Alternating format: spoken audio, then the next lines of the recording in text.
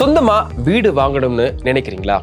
அப்போ நான் சொல்ல போற இந்த டிப்ஸை நீங்க ஃபாலோ பண்ணீங்கன்னா ஒரு பெரிய தொகையை நீங்க மிச்சப்படுத்தலாம். அது என்னன்னு இந்த வீடியோல தெளிவா சொல்ற. வீடியோ கடைசி வரைக்கும் பாருங்க. இன்னைக்கு இருக்கிற காலகட்டத்துல விலைவாசி விண்ணை முட்டும் அளவுக்கு இருக்கு. எந்த ஒரு பொருளையும் ஈஸியா வாங்க முடியறதுல ஒவ்வொரு பைசாவையும் பார்த்து செலவிட வேண்டிய ஒரு சூழல் இருந்துட்டு இருக்கு. அப்படி இருக்கும்பொழுது பெரிய செலவுகளை சமாளிப்பது ரொம்பவே கஷ்டம். அதுவும் குறிப்பா சொத்து வாங்குறது, வீடு கட்டுறது பலருக்கும் மிகவும் சிரமமா இருந்துட்டு இருக்கு. சொந்தமா ஒரு வீடு கட்டுறது அல்லது வீடு வாங்குவது அப்படின்றது ஒரு சாமானிய மனிதனின் வாழ்க்கையில மிகப்பெரிய கனவா இருந்துட்டு இருக்கு. ஆனா வீடு வாங்கறதுக்கும் வீடு கட்டுறதுக்கும் சில சலுகைகளும் சிறப்பு திட்டங்களும் இருக்கு. அந்த சலுகைகளை நீங்க சரியா பயன்படுத்தினா வீடு வாங்கும் போது பணத்தை கொஞ்சம் மிச்சப்படுத்தலாம்.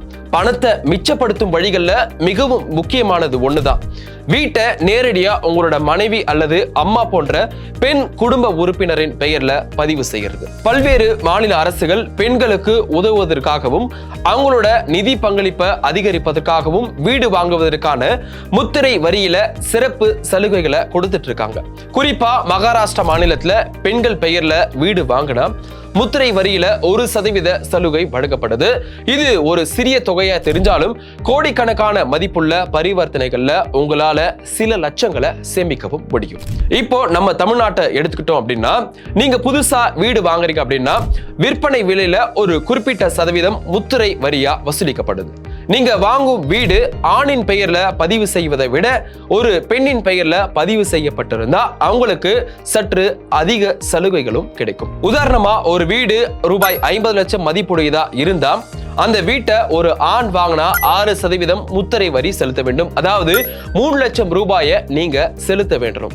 ஆனா அதே வீடு ஒரு பெண்ணின் பெயர்ல வாங்கினா அதற்கான வரி 5% மட்டும்தான். அதாவது ரூபாய் 2.5 லட்சம் மட்டும்தான் நீங்க கட்ட வேண்டியதா இருக்கும். இதனால உங்களால ஒரேடியா 50,000 ரூபாயை சேமிக்கவும் முடியும்.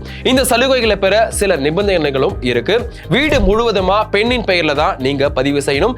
சில மாநிலங்கள்ல கூட்டு உரிமையில கூட பகுதி விலக்கு கிடைக்குது. ஒரு பெண்ணின் பெயர்ல ஒரு வீடு வாங்கப்பட்டு சில ஆண்டுகளுக்கு பிறகு வேறொரு பெயர்ல மாற்றப்பட்டா இந்த வரி விலக்கு ரத்து செய்யப்படலாம்.